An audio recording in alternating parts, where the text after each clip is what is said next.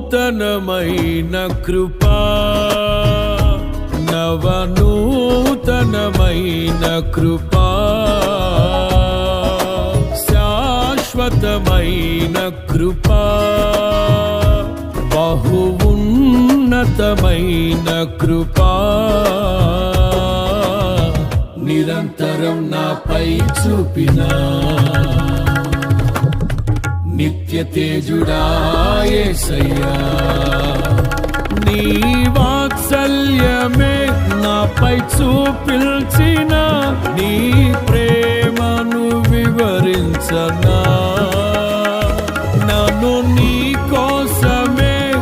ఇలా బ్రతికిల్చిన జీవాధిపతి నీవయ్యా ఇదే కదా నీలో పరవశం